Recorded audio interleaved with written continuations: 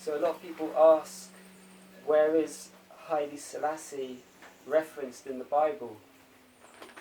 So we're working with the King James Version, 1611, earliest English version of the Bible. So that's what we've got to work with. So the main quote for Haile Selassie is the last book of the Bible, which is the book of Revelation. Revelation to reveal what is happening in these times, because it's prophecies that was written in the past for the future, but this is the future now, it's become the present. So Revelation 5 verse 5 states, "And one of the elders saith unto me, Weep not, behold, the Lion of the tribe of Judah, the root of David, hath prevailed to open the book and to loose the 7 seals thereof." So this is the prophecy fulfillment, but to understand how that is in relation to Haile Selassie, one has to understand who Haile Selassie is and what his lineage is, and to connect to this. So I went into detail on that, on who is Haile Selassie and what is Babylon, on a previous video, so you can watch that for fuller information on the story of how it came about Haile Selassie to be from the root of Solomonic lineage.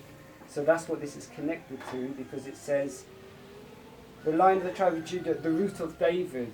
So David was Solomon's father. And later it talks about Jesse, and Jesse was David's father. So you have this lineage, Solomon and David, from the root of David. And that's where we explain in the other video about Haile Selassie, the Queen of Sheba of Ethiopia, when she went to meet King Solomon in Israel. And she had union with him and bore Menelik I.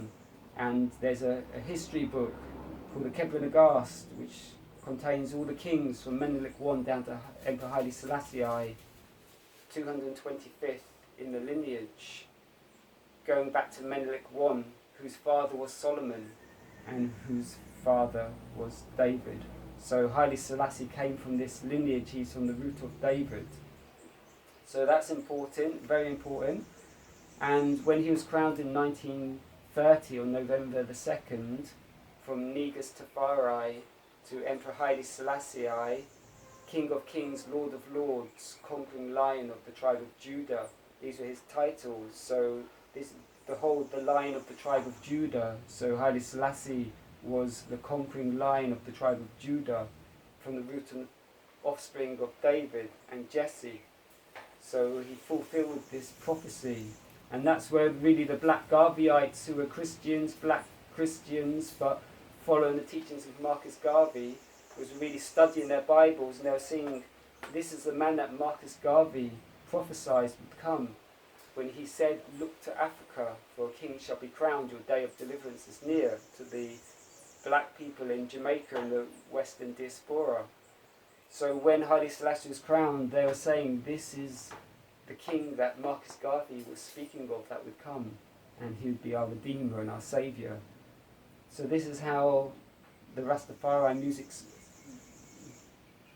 liberty sprung from the poor and have-nots in the ghettos of Jamaica, studying and seeing that this man is fulfilling that prophecy.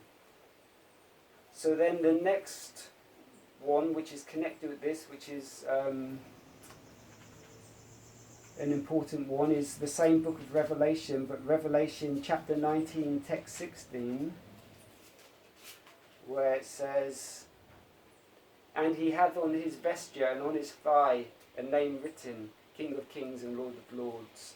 So putting that with the previous verse from Revelation 5:5, where it says, "He shall be from the root, the Lion of the tribe of Judah, from the root of David, King of Kings, Lord of Lords." So these were all Haile Selassie's title, King of Kings, Lord of Lords, conquering Lion of the tribe of Judah.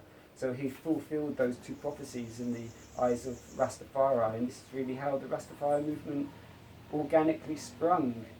So there are two of the big verses, that Revelation 5 verse 5. And then there's other references in the Bible which Rastas lean on. You know, I just opened up actually, like Psalms 2, even that with Psalms 2, why do the heathen rage and the people imagine a vain thing? It says, you know, yet have I set my king upon my holy hill of Zion. So even little references like that, they refer it to Haile Selassie, and that God set their king. He is their God and king on Mount Zion, Ethiopia, the highest region. So even little verses like that in the Bible, often they can draw that to Haile Selassie. There's another nice one in the book of Psalms, Psalm 87.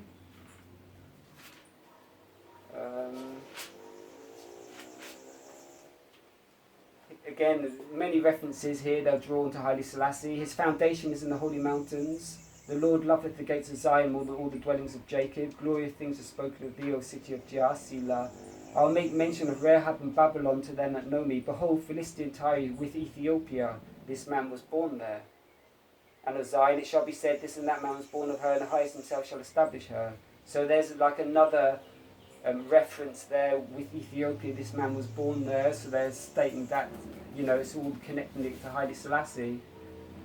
But partly these things are still there because it's the earliest English version of 1611 version. But when you come to the newer versions of the Bible, many words have changed to give different meanings, even from the earliest English version. So it's understandable that a lot would have changed from the original Hebrew and other ancient languages into English. A lot of it would have got lost and maybe even distorted. So that's why it said we should read this book with understanding and with discernment.